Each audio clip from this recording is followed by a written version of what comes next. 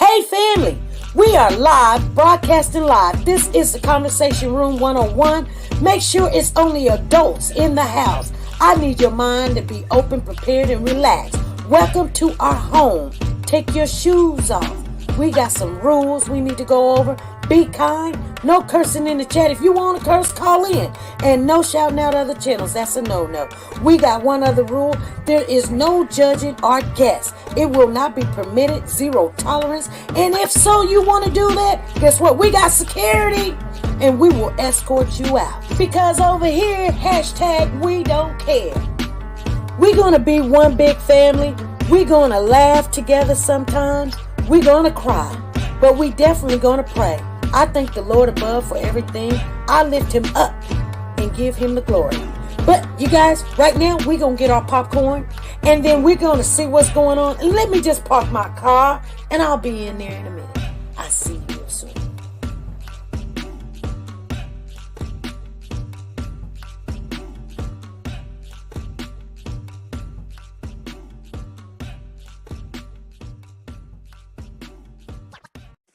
The Copyright Disclaimer Act. The Copyright Disclaimer Act under Section 107 of the Copyright Act 1976, allowance is made for fair use for purposes such as criticism, comments, news, reporting, teaching, scholarships, and research. Fair use is used permitted by copyright statutes that might otherwise be infringing. Nonprofit, educational, or personal use tips the balance in favor of fair use. Like, share, subscribe. Do you want to know? Well, I've been thinking about you, and I think I have to listen, because the sun is up, it's a beautiful day. We won't stop. We will not stop. Sun. Come, won't you come along? And it feels so right. It's like luck is raining on me. Go and follow your heart. Doesn't matter how far. There is so much love to give. Something's telling me this time. Baby, baby, now See this? Now you cannot go. Baby, baby, gotta go. There is so much love to give. Something's telling me it's right. Neighbors and the When you community came to me, compelled to who are scour you? the area. It's you, yeah, boy. Where does the fault lie on you?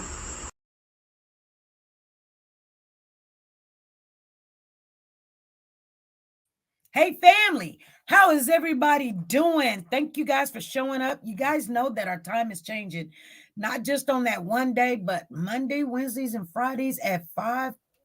At 5:30, 5 o'clock. We'll be coming on at 3 o'clock, you guys, because my job shifted. So we got to shift. So thank you. It looks good. And so, Diesel's got class, and I'm going to tell you guys right now, the first 3 classes I will be going myself, and then my husband's going to go on the last 3 because they schedule me into work, and I got to do that. You know what I'm saying? So he's volunteered to see what he can do. Now, I don't know how that's going to work out, but he's been involving himself, and he's been, so we both needs to know what's going on with this dog. Anyway, you guys, we're going to talk about 2 cases today. There is, hey, Nancy, there is new development in the Troy case, you guys. That is the little boy that was adopted to this family I think he was in the Houston, Texas area. And he came up missing. They searched for him. They went back to the house. They was like, hey, something ain't right. They went back to the house to search. And they found the child in the wash machine. We got the details of that information. We were all kind of not understanding what happened. Some people had theories and everything. So some of your theories are going to be answered today in the conversation. We're going to go through the details of the court documents, you guys. This is not something I said or what I think or whatever. I am going to read nothing but the the information that is important. You guys, if you want to get into the gist of it, hey, they're going to have a court date tomorrow too.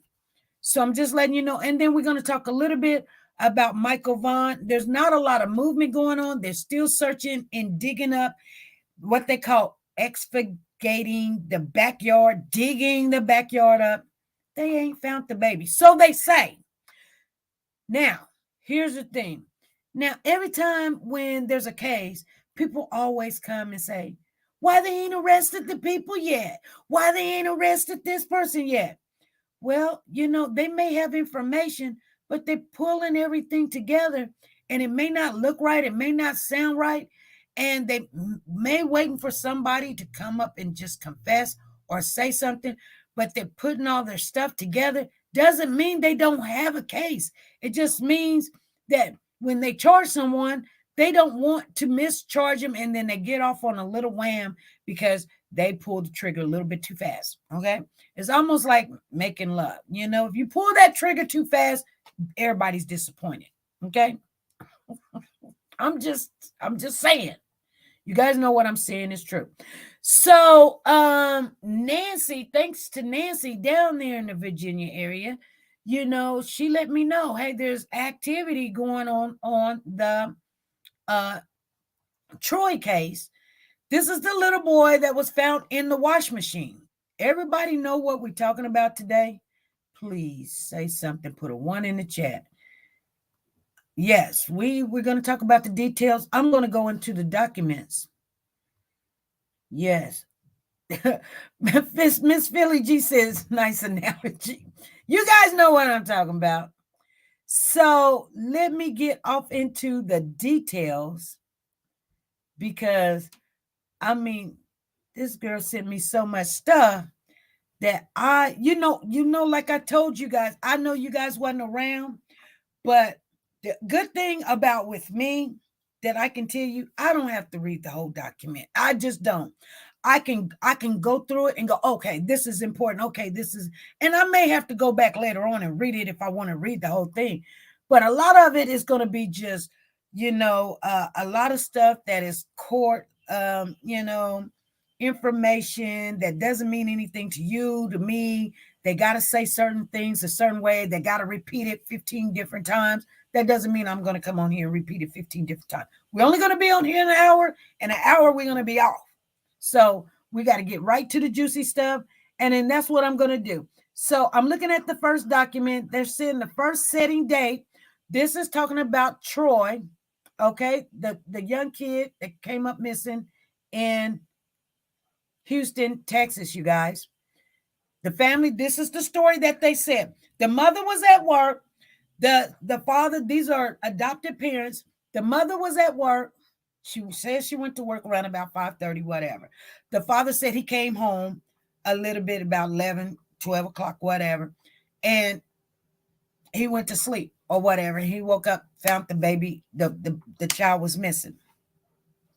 He looked everywhere. He said he looked everywhere. He couldn't find the child. So he called the mom, and she came home around about 5, somewhere around about 5. This is the story, if you guys don't remember.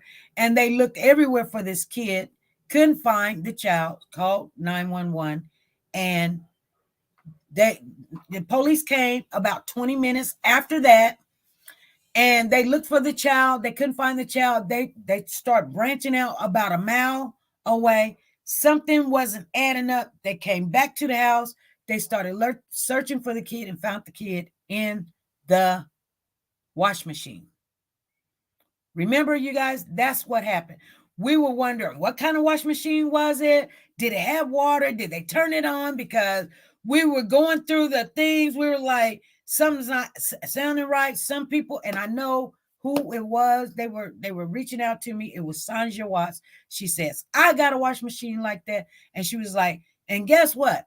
That wash machine cannot be turned on unless the lid is down, and then you turn it on. So if there was water in that wash machine, somebody had to stuff them in there. Some other people said it too. I just remember that person because we had conversation.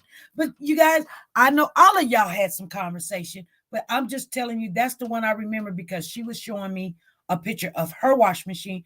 And then, we got to talking about, was it water in there? Because they linked it back, and we were like, hey, couldn't have been no water in there because they linked the washing machine back. And if that's evidence and they leaning it back, it's going to destroy some stuff. So we already thought that there's probably wasn't any water in there. So we're going to go into the details.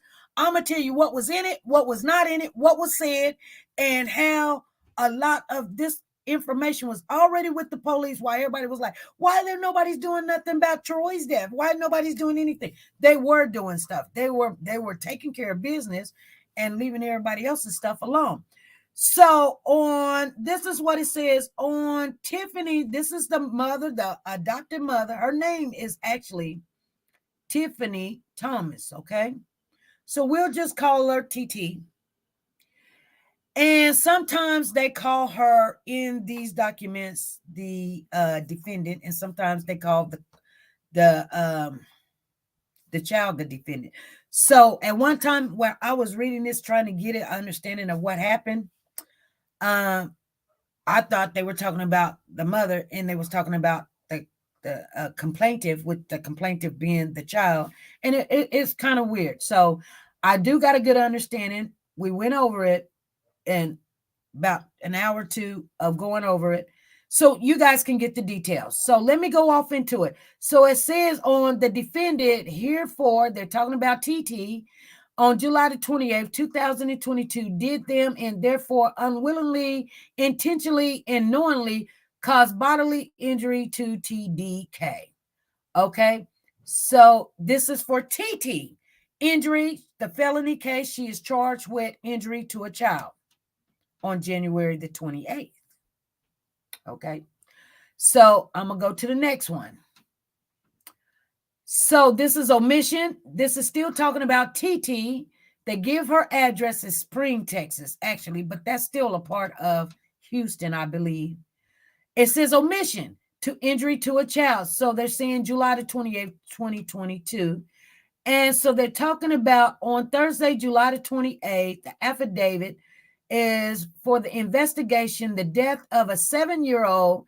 They make the name TDK. They call Troy TDK. Okay. So they're saying that the parents reported him missing. A missing child had been located and all of that other stuff. So you guys don't really want to go off into the details of that, but this is what she says in the statement. So I am going to read this because it does differ a little bit. So that's what I want you guys to understand. So the Department of the Precinct, the constable office, was dispatched to their address for reference to a missing child. On arrival, the deputy and other deputies met with the parents of the child, identified as Jermaine Thomas. He's a black male. He's 5/17/1980. That's his birthday. And then his lot, then there's a number about with him. And Tiffany, TT, she's a black female, and then she's born in 1987. So he's a little bit older than her. Therefore, reference to as the defendant, and learned from the parents that the complainant, a 7-year-old black male, was found to be missing at approximately at 4 o'clock in the morning by Jermaine. Jermaine said about 4 o'clock, the child became missing. And then Jermaine Thomas and the complainant around 7:30 to 8:30 p.m. the previous night, the defendant states she last saw the defendant being, they're saying defendant right here because somebody's talking and telling on somebody. So she's the defendant right now, even though that she is charged on on the same case. She's the defendant because she's saying this is what she did, and the state probably going to use her as being, you know what I'm saying? Anyway, here we go. So the defendant learned from the parents that the complainant, a 7-year-old black male, was found to be missing at approximately 4 o'clock by the Jermaine Thomas. We're just going to call him Jermaine T. So Jermaine T states he awoke, you guys. Remember, I just said that. He awoke. Thank you for the hand hearts, Dee Dee. Thank you. he awoke and was getting ready for work when he found the complainant missing. He found the child missing. So Jermaine T stated he last saw the child around 7:30 p.m. and 8:30 p.m. the previous night. Remember, Jermaine said that. The defendant stated the defendant being TT, stated she last saw the child the previous night before she left for work. The defendant stated the child was wearing a blue shirt and blue pants and pajamas or sleepwear. The defendant told the deputies that the child was put to bed around 8 to 9 p.m. the previous evening and must have gone missing after her husband went to bed. So they were doing a whole bunch of storying. Yep, a whole bunch of lying was going on. That's what was said basically on that day. Okay, you guys, let's get into this. Let's get into it. So the deputies searched the home, the neighborhood, and for the child for over an hour, including the use of drones, aircraft, and canines. For the assets, they used all this equipment. And at approximately 7:10, the deputies returned back to the home, the interior of the home, and conducted another search. So Deputy Chavez, let's get into it. While searching the area of the garage and the utility room, stated he looked through the lid of the top-loaded wash machine and observed the body of the child. I'm going to say child instead of complainant because it's a child, you guys. Let's call it as it is. He can't complain because he's gone. So I'm not going to call him complainant. I'm going to call him the child when they say that. So the deputy looked into the top of the wash machine and he observed the body in the bottom of the wash tub. Deputy Chavez stated he yelled out to other deputies and tried to assess if the child was breathing. While doing so, Deputy Chavez stated he was pushed out of the way by Jermaine Thomas, who reached into the wash machine and pulled the child out of the washer. Deputy Chavez stated Jermaine was instructed to place the child on the floor and CPR was immediately began by other deputies. Jermaine Thomas and the defendant was both removed from the residence and detained. While at the scene, there was an affidavit that was informed that Corporal Gonzalez that he entered the home after Deputy Chavez yelled out that the child had been found. So Corporal Gonzalez stated he observed that the child's arms. What time did she leave for work? Okay, wait for that, Gloria. We're going to get to that. That the arms, let me see where I was at.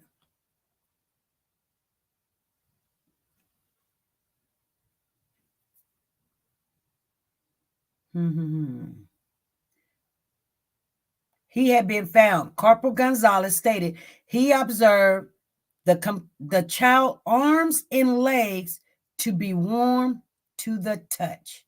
That's very important for you guys to know. That's why I wanted to back up and make sure you guys know that Corporal Gonzalez says that the child's legs and arms was warm to touch, but his torso was cold. This is very important. Corporal Gonzalez stated he observed blood around the child's nose and a large bump on his forehead. Over the right eye, Corporal Gonzalez stated the child's pants were pulled down to his knees, exposing his underwear and the presence of bruises to his upper legs. Deputy Brother stated the child was evaluated by ESD, EMS, and medics and was pronounced deceased by the paramedic at 7:22. Okay. So I hope you guys got all of that. I'm not going to go back over it. The most information in that was the most vital information on this whole live. If you understood what I read, his pants was down, his arms and legs were still warm, but his torso was cold. There was bruises in his upper arm. There was a bump on his forehead. There was blood still inside of the wash machine. And the time was 7:22. They pronounced him. So the body of the child was examined at the scene by forensics. And let me see. The examiner, the body revealed multiple bruises and pattern scars all over the body, along with facial injuries. Blood was visible around the child's mouth and nares. The complainant was transported to the facility and assigned, and an autopsy examiner was performed on the victim on July the 29th. So they ruled that the child's death was homicide due to homicidal violence and suffered from asphyxiation. Asphyxiation means strangled. If you guys don't know what that means, it means severely somebody's choking you. Okay, and the possibility of drowning. You guys got that? Gloria says, please don't. Please don't what?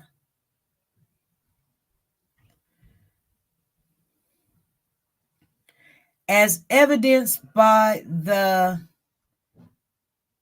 sinus containing water fluids and the mucosaliva impeachment, which is the color of the nose and all of that stuff. That's what that means. The nose color. It's medical stuff. I can just tell you it's about the color of his nose, and the draining of his nose is coming out water and stuff. Okay. So here's the thing. So then JT and the defendant was transported to the homicide unit office, where both provided voluntary non-custodial video statements to the deputies.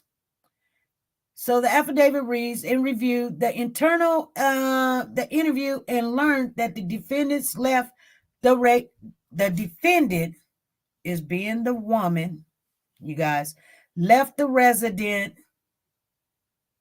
for work. This is what she states in her video interview. She left for work at approximately 6:30 p.m. on Wednesday night, July the 27th. The defendant, meaning the mom, the adopted mom, states she made sure that the child had dinner and was secured inside the residence before she departed in a Lyft vehicle. The defendant stated she made sure the house doors were locked. When she left, the defendant stated she received a text message from Jermaine at around 1 a.m. What? The Sancho was good? I know it was. She got a message from Jermaine at around 1 a.m. You guys pay attention. On July the 28th, she got a text message from Jermaine at 1 a.m. that stated that the child was gone and the door was open when he got home. The defendant's, the adopted mom stated she tried calling and texting Jermaine, but was unable to reach him until around 4 a.m. Upon learning the child was still missing, the adopted mama stated she caught a ride home from a co-worker, arriving at the house around 5 a.m. Once she arrived at the house and the child was still unaccounted for, the adopted mother stated she called 911. In Jermaine's interview, you guys, let's go over that real quick. Jermaine's interview says he stated he left for work on Wednesday, July the 27th at around 5 a.m. So Jermaine was at work on the 27th, the day before the child came up missing, at 5 a.m. in the morning. And then he went to his second job around 3 p.m. He got 2 jobs. So then Jermaine Thomas stated he worked at his second job, the Hyatt Hotel in the Woodland area, until 11 p.m. And then he went home. When he got home, Jermaine stated he placed his key in the front door lock and the door opened. Jermaine Thomas stated he then yelled out for the child, but received no answer. So then Jermaine stated he looked around the house for the child and then sent a text message to the mama, his wife, to see if she knew where the child was located. Jermaine stated he searched for the child and had a few more minutes and then changed. Wait, hold on. Jermaine Thomas stated he looked around the house for the child, and I have to move this thing around, you guys, because it's so small. I got to blow it up to see it. Then sent a text message to the defendant, the mother, to see if she knew where the child was located. Jermaine stated he searched for the defendant. Why would he search for the defendant? He searched for the child a few more minutes and then changed clothes. So he couldn't find the child, so he decided to change clothes and went to sleep. He couldn't find the child, so he changed clothes and went to sleep. Then Jermaine says he stated he awoke at 4 a.m. and realized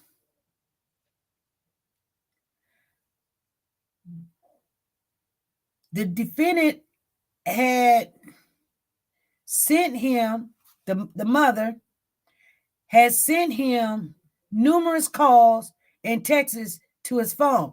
So Jermaine stated he started looking for the child again and continued searching until the defendant arrived at the home around 5 a.m.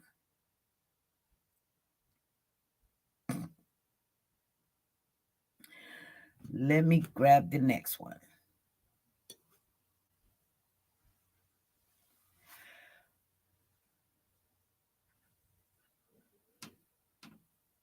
Okay, because there was something said. Let me back up because there was something said on there that you can't hardly see. And it's about Jermaine Thomas, another voluntary custodial admission video to an officer Blanche. And he's sitting there stating in the interview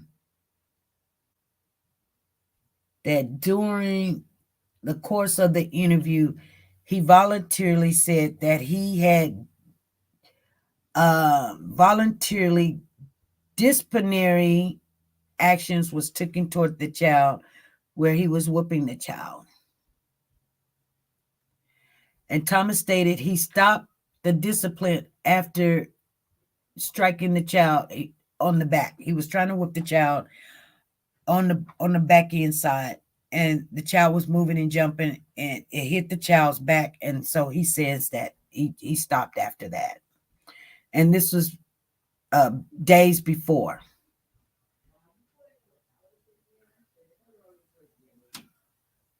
So after obtaining, so now after obtaining the 911 audio recording, they learned that the defendants summons 911 at 5:19. During this call, the defendant states Jermaine Thomas went to bed on the previous night and woke up to find the child missing. The defendant states she last saw the child before she left for work at 6:30 p.m. the previous night, and that Jermaine Thomas saw the child after he returned home from work. The defendant, being the child's mother, further explained that Jermaine Thomas observed the child to be sitting in the living room and watching television after he returned home from work. The statement to 911 was factually inconsistent with the statement provided by the defendant and Jermaine to responding patrol deputies and investigations. Okay. So that was one of the first lies too. When she called 911, she told them that Jermaine had seen the child sitting in the living room watching TV when he came home. But that's not what she said to the detectives when they arrived at the house. So, okay, let me see. Unless the lid was, okay. So this is some of the things that they're saying. In the affidavit,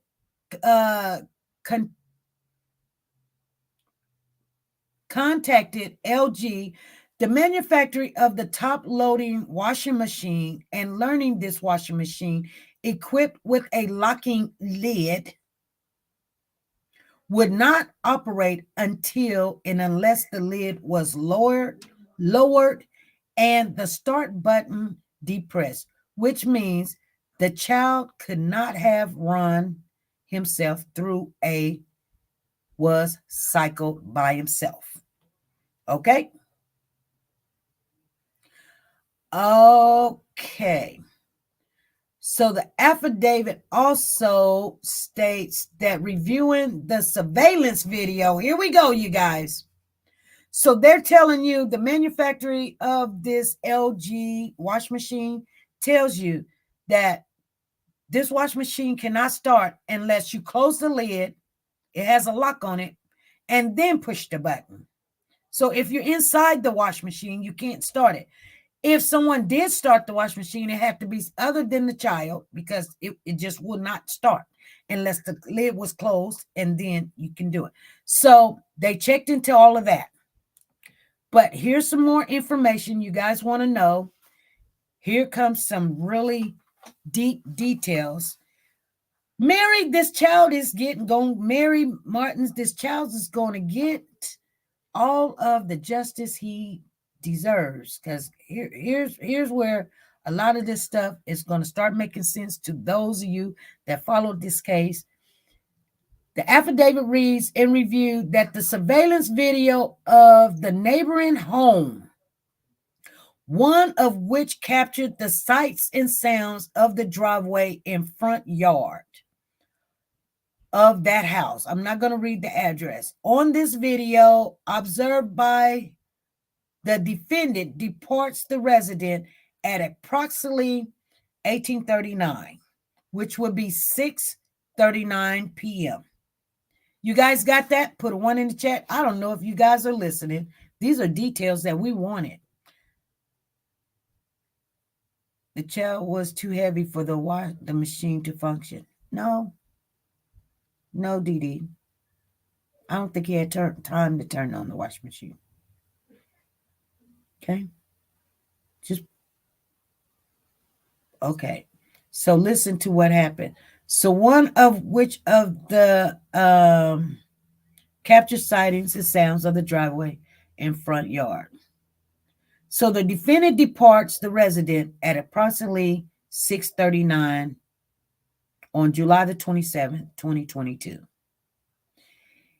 In a Lyft ride service. So it was a Lyft she did tell the truth about that. A Lyft came and picked her up at 6:30, whatever it says, 6:39 or whatever, 6:39. And the complainant wearing dark colored clothing was observed on video. So the complainant, so now they're talking about the child.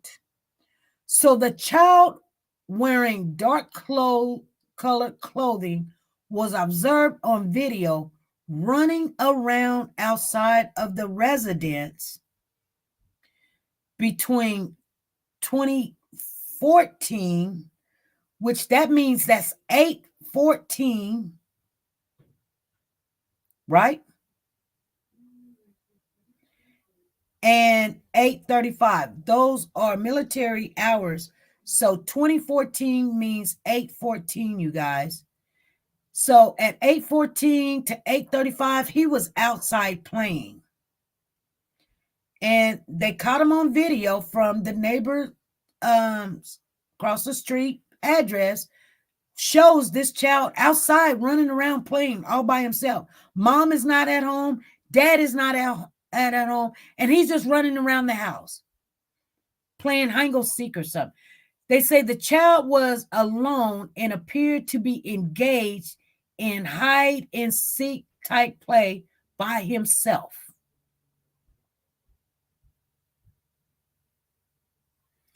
Okay. So then they say the child did not appear, based on his gait and his mannerism, to be injured or in distress in any way. The surveillance footage shows Jermaine Thomas arriving at the residence at 0046. That means 12:46 in the morning, you guys. Okay.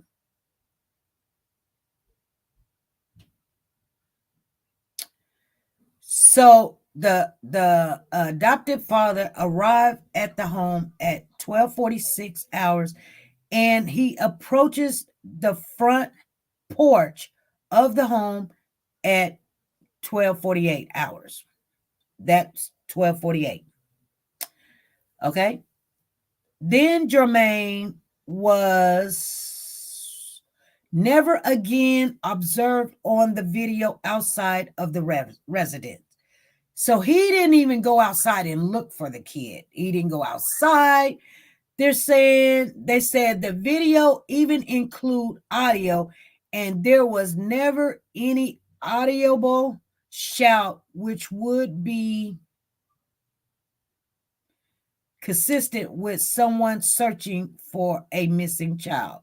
The footage shows the defendant arriving at the house when they say the defendant, they're talking about the adopted mother. So the mother arrives at the house at 5:01 hours. Okay. So she arrived at 5 o'clock in the morning, 5:01, like she said, and she reached the door at 5:02. No activity was observed or heard until arriving of the law enforcement at 5:26. So she arrived at the house at 5:01. She walks up to the house. She gets up to the house about at 5:02. She calls in around about 5:17. I think that was the time. The dispatch of the law enforcement arrived at 5:26. So she really didn't have a lot to go on. But I'm going to share something with you guys. It's going to come. Just hold on. Don't leave. Because you're saying, oh, the mom is innocent. Wait before you make that analogy. Okay? Just wait. So, but for right now, she had nothing to do with this. Right, you guys?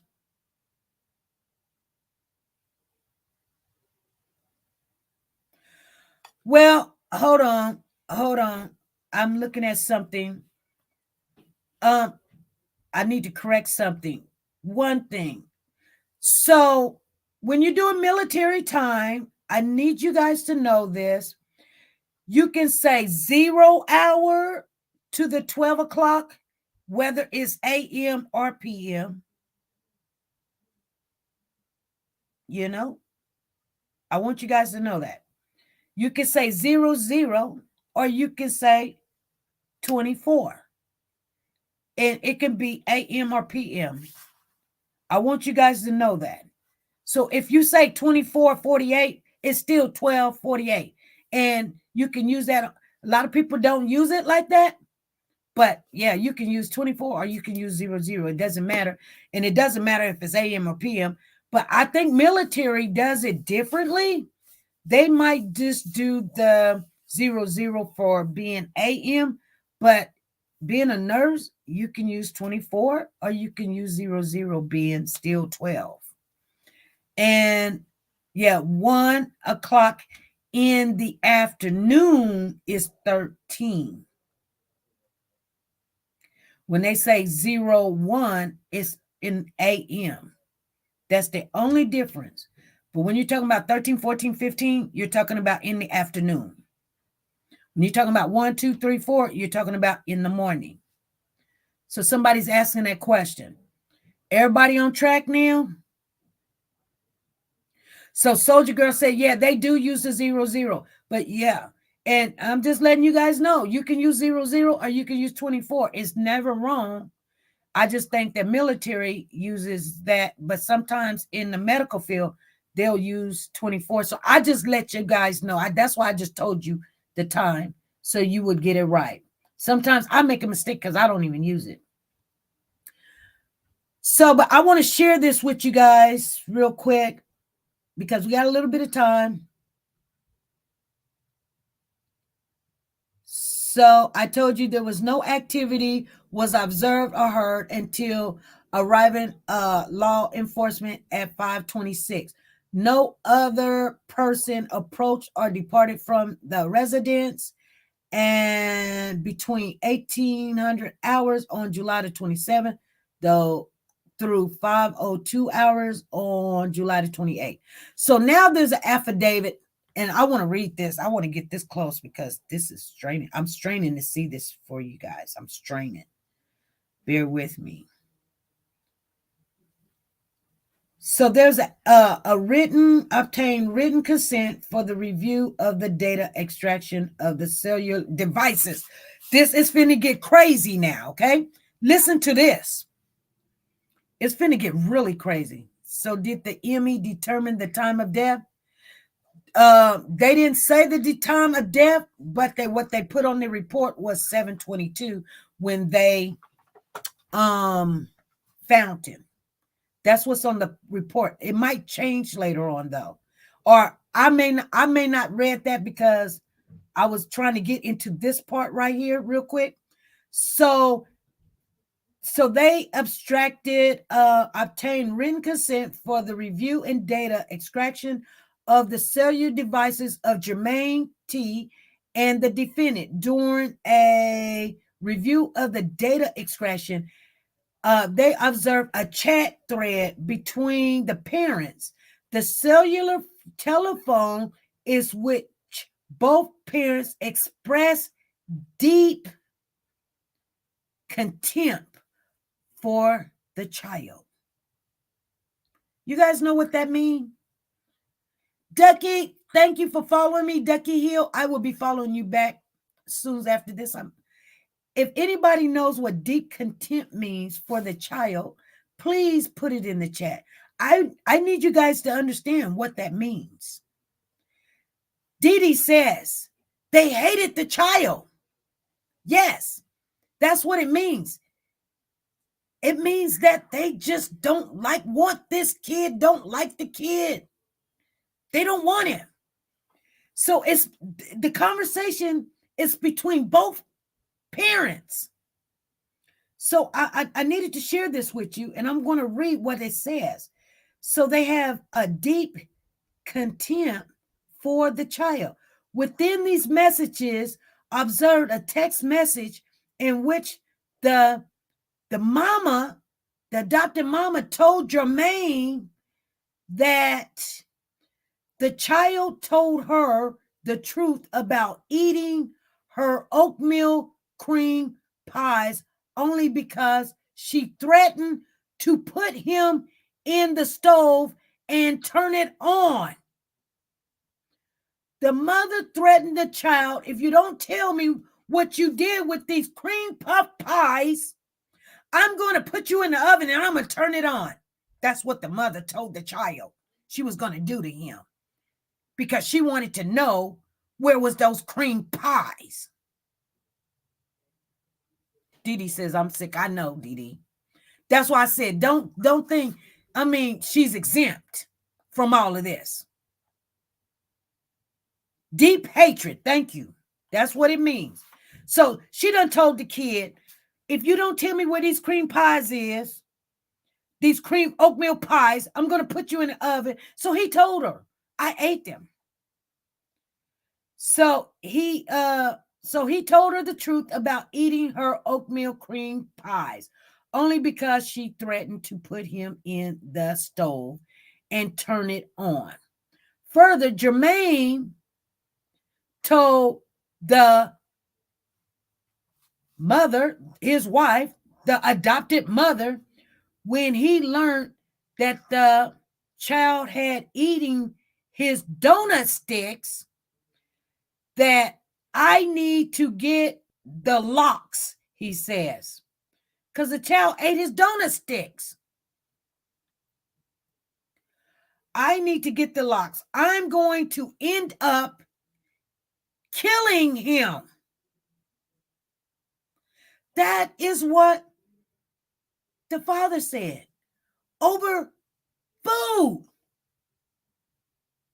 because he ate the donuts. Okay, I'm gonna keep going. He says, this is what he says. These are statements in his phone.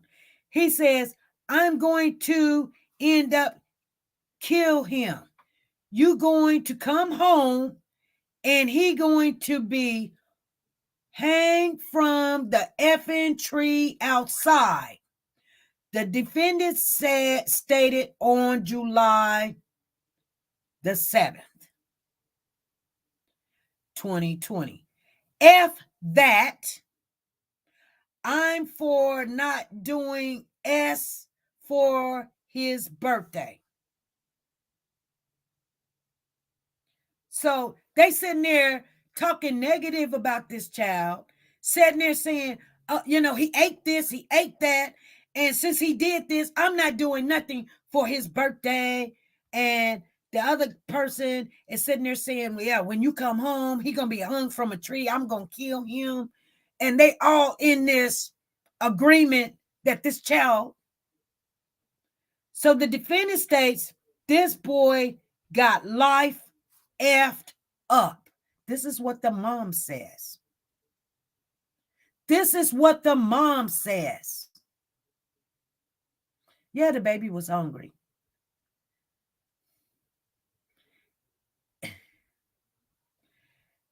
She sits there and says, he got life messed up. He got life messed up. No, woman. First of all, when this man said that he was going to take this child out and he was going to be hung from a tree, you needed to get him into safety. But you can't have kids, done adopted kids, and you're bad. Terrible. Terrible. There's a reason why you probably couldn't have kids. You didn't deserve any. Now you done killed somebody else's child.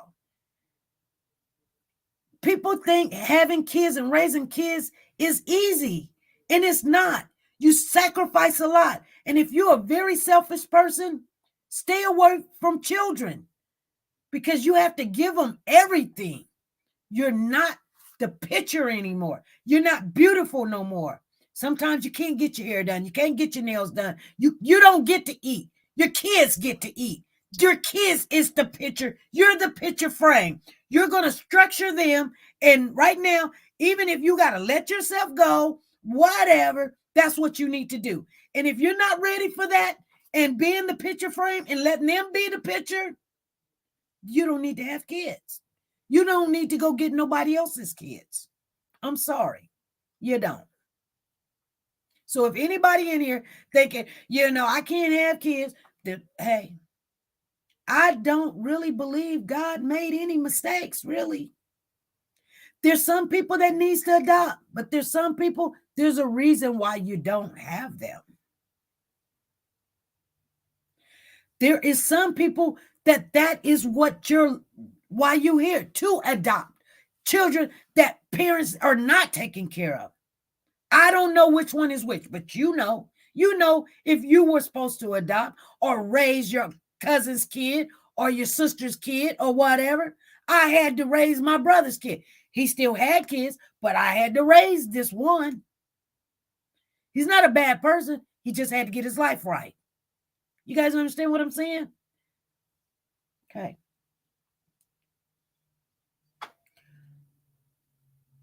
That's the way I think of it. I may be wrong. I doubt it, but somebody in here tell me the truth. You'll text me and message me and tell me I was wrong. Okay. I get that all the time. So she says, this boy got life effed up. Why I come out the restroom. This is what she say, or he say. Let me see. She say, why I come out the restroom from taking my shower and his funky A in the living room watching TV.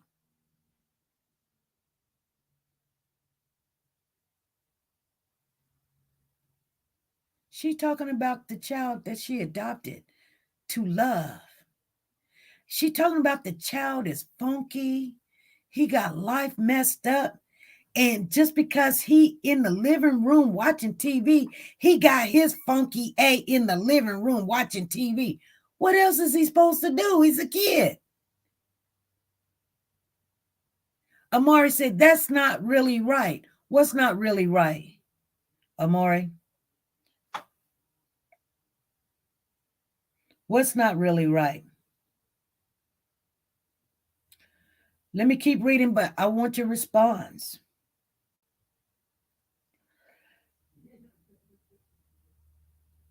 The investigation revealed the child was alive and well on the evening of July the 27th.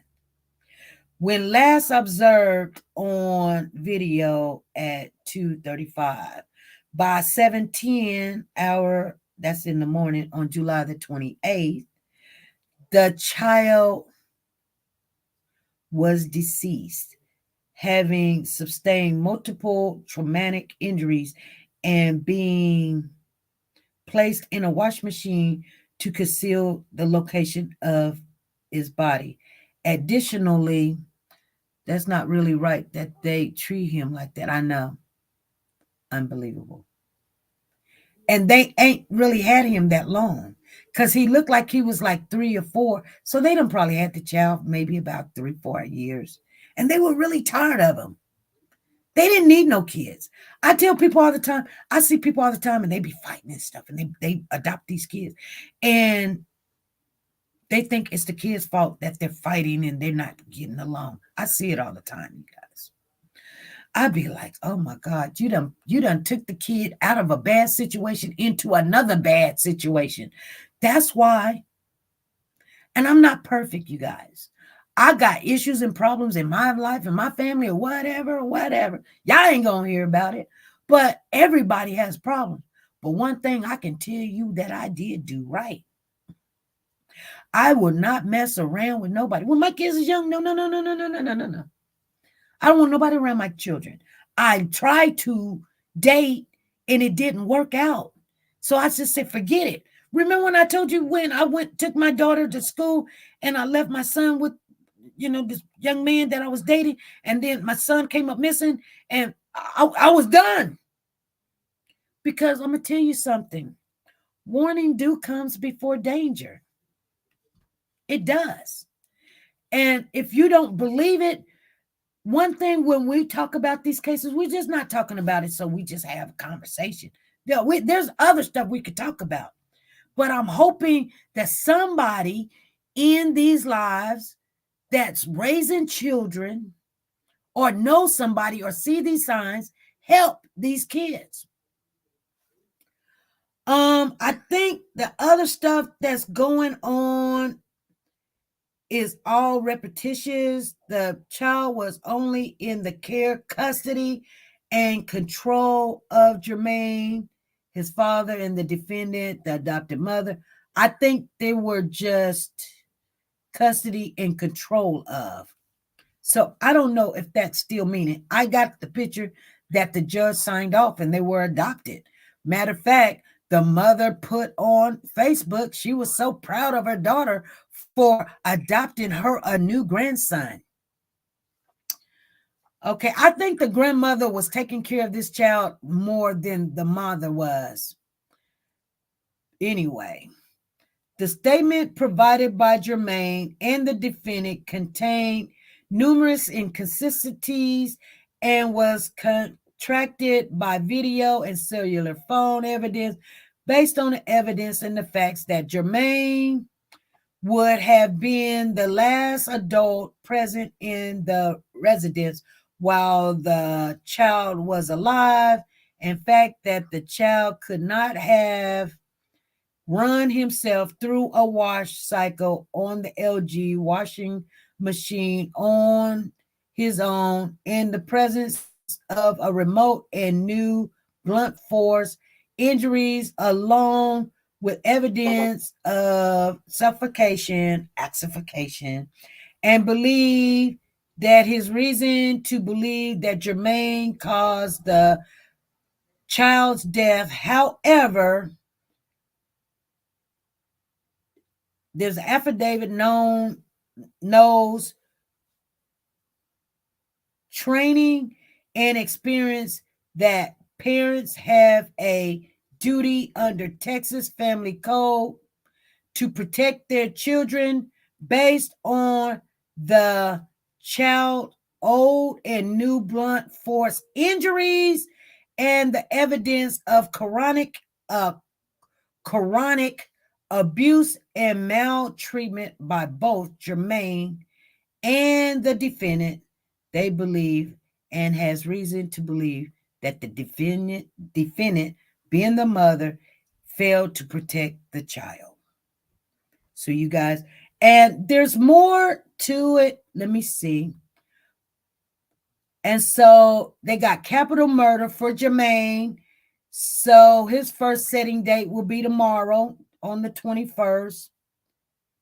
And so we already read the information. And I think that's it. That's it. Oh, I want to talk a little bit about Sarah Wandra too on the monkey case. So let's go into that a little bit, you guys. We've got a little bit of time. It is now 1 hour. So let me just go into that because I don't want you guys to say, oh, she just put out some random, I don't know, whatever, using Monkey's name for some clicks and views or whatever.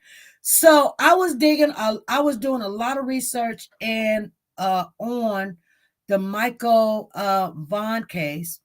And something's bothering me about the case. So this woman that lives 4 minutes away from Michael Vaughn, her name is Sarah Wandra, has been arrested. Her husband been arrested on charges of having a weapon or gun weapon or whatever. But here's the thing. This Sarah woman has been to prison before, you guys. She's been to prison back in like 2010, 2011. She did a lot of time. What she did do, and she said she did it, like I said, she said she did it. This is her testimony. She was doing a lot of crazy things, and her friends were looking at her and was scared of her. And she said a lot of stuff she doesn't remember. But here's the problem. Please don't leave. Because a lot of people will not tell you this. And I'm going to tell you this. She says that all of this stuff started when she sold her soul to the devil. She requested that Satan himself come into her. And she just started doing crazy stuff. Now,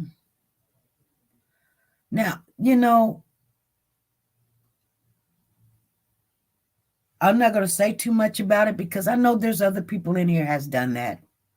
Because they don't really believe until it makes you go cuckoo crazy or take out one of your children or kids or something.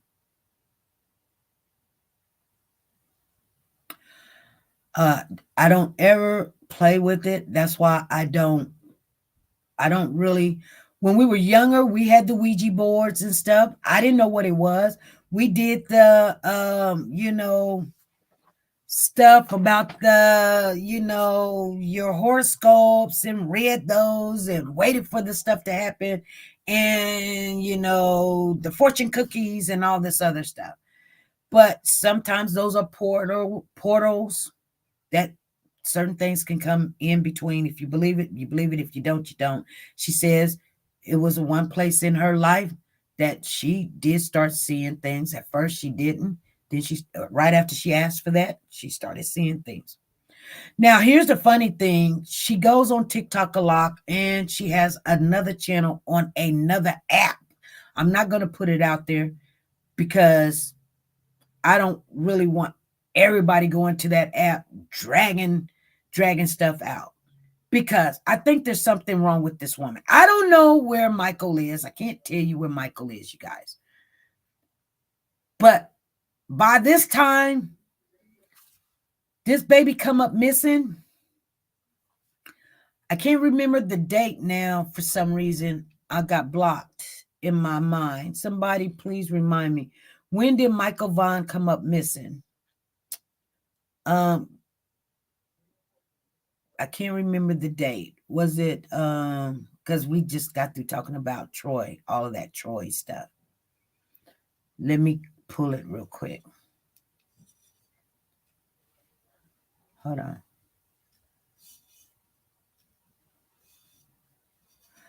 Michael Vaughn missing on July. According to CBS News, Michael Vaughn was last seen July the 27th. See, because this child came up missing July the 28th. You guys understand what I'm saying? I don't want to get the dates. So Troy came up missing July the 28th. This child came up missing July the 27th, right? July the 27th. Okay. They're very close. Anyway. Michael Vaughn missing.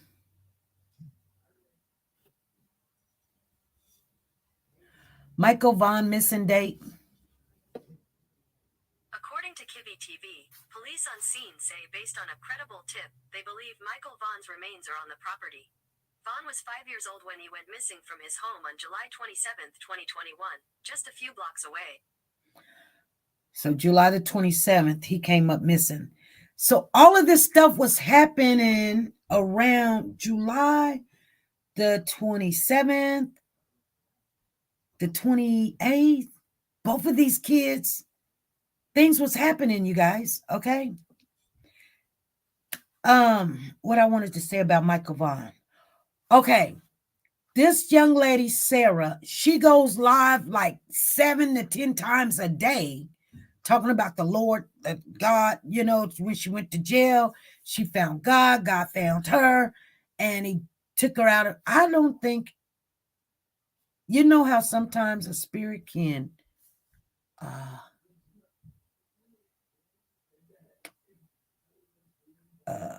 betray a good spirit. It'd be a bad spirit, but betray a good spirit or something. Because it's really hard to, once you ask something to come in, it just don't come in by itself. And that's why some of you guys read these books and you know them. And then you can see somebody being very, very aggressive in, you know, doing, you know, just everything. That's why not me. Okay, Soldier Girl, I got you. Thank you for the super chat, Soldier Girl. I got your number right here. 590-700. 590-700. I got you. And I'll play that for you in a minute. We're finna get off of here. Thank you, Soldier Girl. But you know, it tells you that when you think that you done went and cleaned up something, it will invite 7 more stronger brothers and sisters, spirits with them. You know what I'm saying? And it ain't gonna be that easy. So I don't know if she did get help.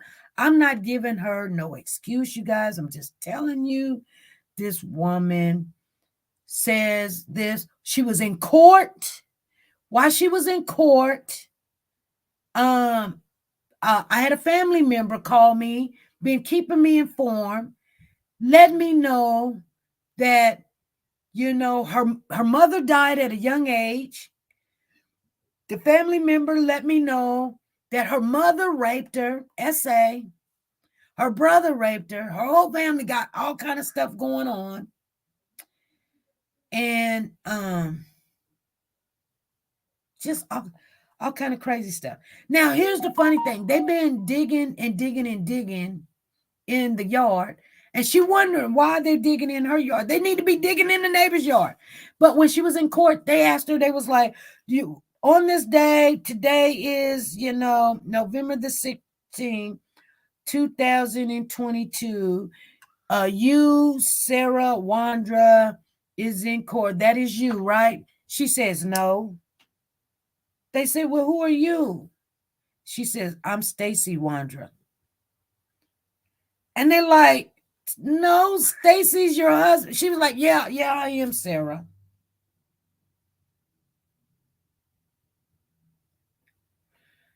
She heard the question, and I don't know if she wanted to lie, but she is Miss Stacy Wandra because she married to him.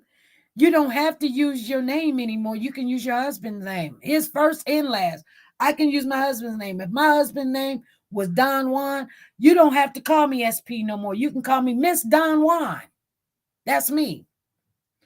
So she wasn't lying by saying she is Stacy Wandra. You understand what I'm saying? Yeah. Okay, you guys, but we're gonna watch that. The mother, I'm tripping a little bit because I was really focused on the Troy case. But the mother, Michael's mother, is telling people to leave the people alone. You think you're doing something. So the girl said, Miss Don Juan. Yeah. Lisa Calhoun said, crazy. Maybe because the husband can't testify against the wife or something like that. Well, actually, the husband can testify against the wife, and the wife can testify against the husband. They can't make you do it. See what I'm saying? They can't make you. They can't make me testify. If I knew what my husband did, they can't make me testify against him. But you can if you wanted to.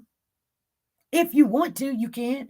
I can go and say, my husband Don Juan done this and he done that. But you can't summons me and make me say anything about my husband because we are one. I think there's a lot more in this case. Okay, so they've been digging, you guys. You're right. I believe so too. They've been digging. They ain't found this child. Okay, guess what? Sarah's husband weighs 400 pounds or more. Do you honestly think that he done dug this child in a hole under 3-4 feet? And Sarah got problems, blood sugar. She used to be alcoholic. She used to be very addicted to alcohol and drugs. She used to run around the dope man for money, not money, sometimes just to be doing it or whatever. She didn't know. But here's the thing. She caught a case. They said robbery. Well, what she did rob, she literally, thank you for the mini ranger and the poker invader. I didn't know how that happened. It gave me a little ting, ting, ting, ting, ting, ting. And Lisa Taylor for 2,000 fan noise. Okay, we're going to get ready to get off of here. But she went to a gas station. She was like, this is my last time stealing gas. This is her words. This is my last time stealing gas. I'm not going to do it no more. So she had got a job at Cutco. Anybody know Cutco? Cutco is a knife company. It's the most expensive knives that you can buy called Cutco. I've only got 2. I gave them away for gifts, but I've got 2 and I put them away. Well, she had these knives in her car. So when she caught the case, I guess they stopped her or whatever, and she got in her car and they said she had a weapon. So it was attempted robbery, and with a weapon.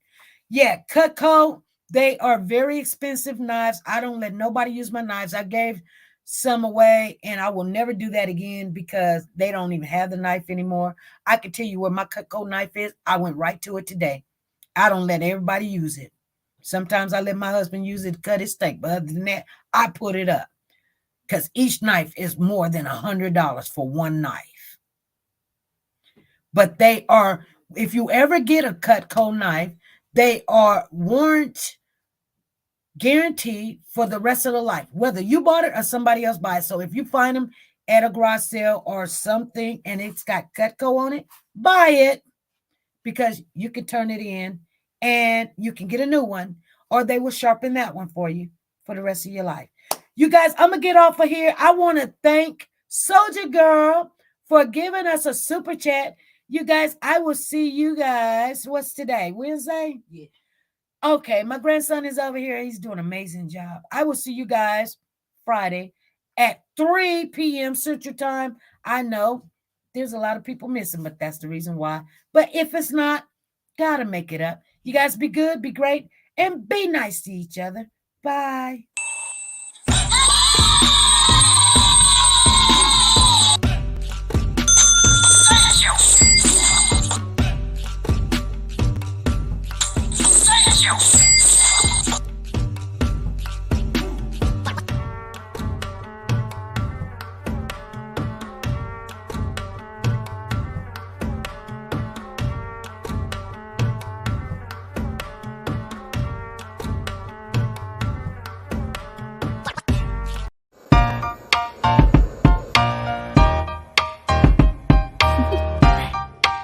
Do you want to know? Well, I've been thinking about you, and I think you'll have to listen. Because the sun is up, it's a beautiful day.